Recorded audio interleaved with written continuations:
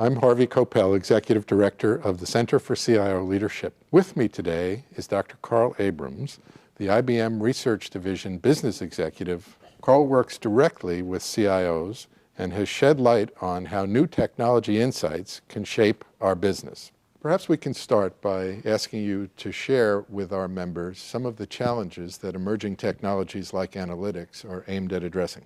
Certainly. The nature of competition has changed. The battlefield of the future is the application of advanced mathematics to business problems. The things such as transaction processing and just doing the business day in and day out have become the level playing field, and companies now will find competitive advantage, their differentiation, through the application of analytics to both structured and unstructured information, and utilizing the vast amounts of digital data that are being created about our world and about ourselves every day. So the underlying core technology, such as computing power, has been increasing exponentially from the onset of the computing age. The amount of digital data is still outpacing our ability to store it. So while being able to process information and hold vast amounts of information is something that has happened and will continue to advance, we also have invented technologies that allow you to look at information as it flies by, pick off the data that you're interested in, create the information only from the data that you're interested in real time, and not store anything.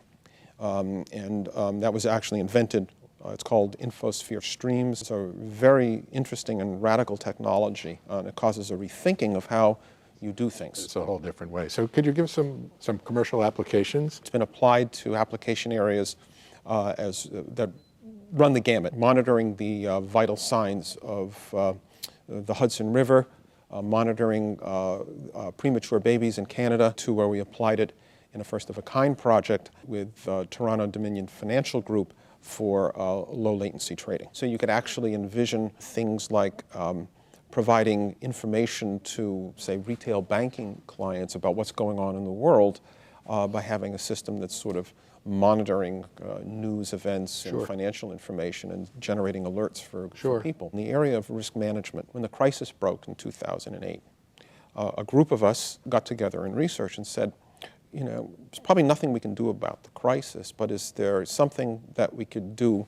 so that this crisis at least wouldn't happen again? We did some calculations and realized that you could take every transaction that flows in the financial services industry in a day and store it in the main memory of one of these larger computers that are coming out. That's a wow. That's a wow. Yeah. And therefore, you could model things at a different scale.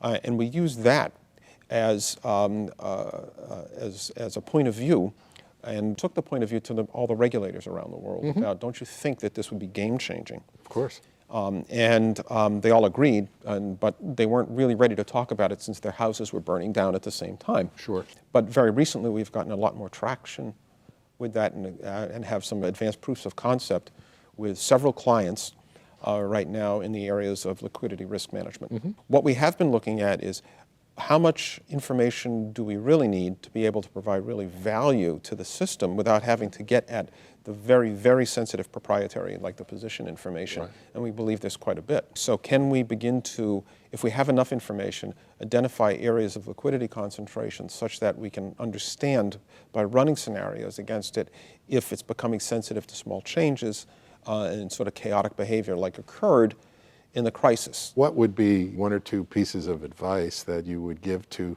a CIO where there is existing legacy? They don't have the luxury of the white piece of paper, so to speak. The things that I do say to CIOs is this technology is advancing so rapidly and through so many fronts that there is no one right or wrong decision. As in many things. In many things. But you need to experiment, because actually the hardest part of adopting these new technologies is the cultural adoption and the changes it does to your own internal culture. Running pilots as an example, but pilots that are not meant to go and produce profit, they're not meant to go into product, but are going to help your company learn how to deal with these new technologies, are something I think is vital to do. I do talk to an awful lot of clients, and I have seen an abrupt shift over the last several years toward differentiation toward the front office, toward doing the business.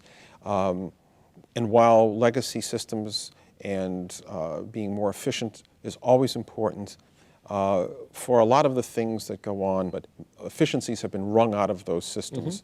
The companies have recognized that they need to now compete through the front office. They need to be able to expand their markets, their market shares into new geographies. They need to be able to understand clients in much more intimate ways, and that's all about analytics. The CIOs that I see being very successful are the ones who understand how to take advantage and how to position themselves in these new environments, are the ones that are starting to succeed very, very nicely. Carl, this has been wonderful. I want to thank you for sharing your insights and look forward to continuing our dialogue around business analytics with you and all of our members at the Center for CIO Leadership.